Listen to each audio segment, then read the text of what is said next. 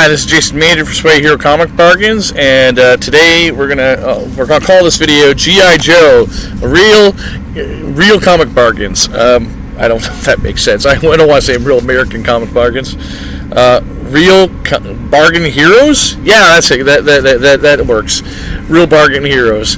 But anyways, we have a copy of G.I. Joe's Saturday Morning Adventures here. And I didn't grow up on G.I. Joe. I was a Transformer fan, not a G.I. Joe fan.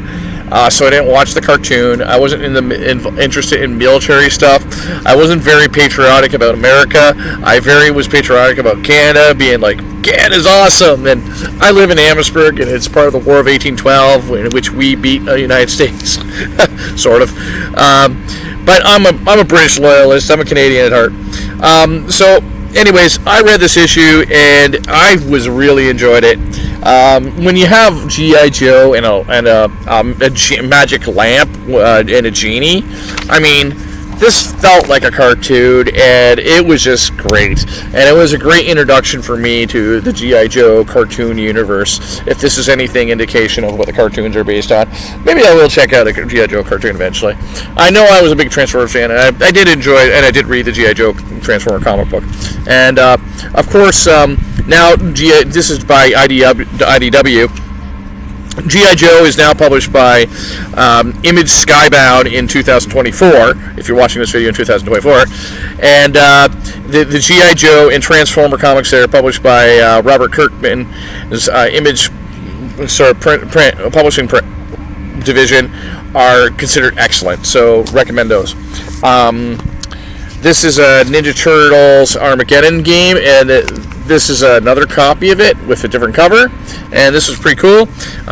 Apparently there's a lot more mutants in Ninja Turtles than he thought. So basically the idea would be that if X-Men had their own mutant town, if Ninja Turtles had their own mutant town, it'd be, instead of humans, it'd be all animals who have mutated into humanoid. So that's kind of what this book has, and they're trying to stop, of course, Armageddon and end the world from Dimension X, destroying the world and stuff.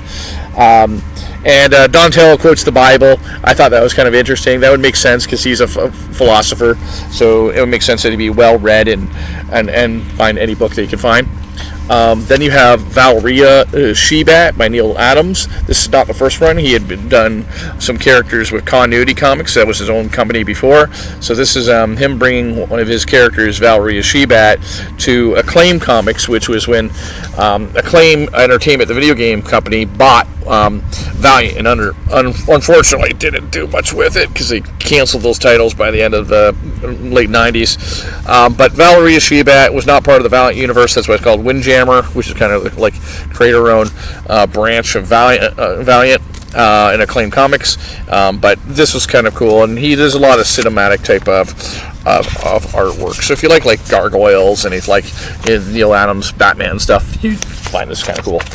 And then Dennis O'Neill's The Question is very much a pulpy flavor, an 80s pulpy flavor, noir kind of comic book, very philosophical, very interesting.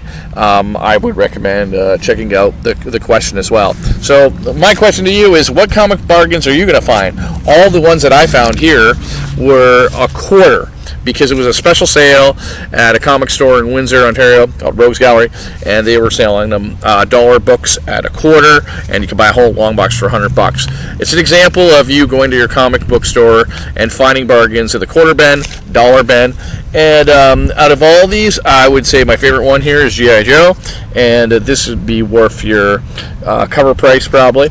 And also, this is a great comic book for kids. So if this for a quarter or a dollar, it's a great comic book for kids. All right, stay sweaty, and we'll find more comic books soon. Thank you.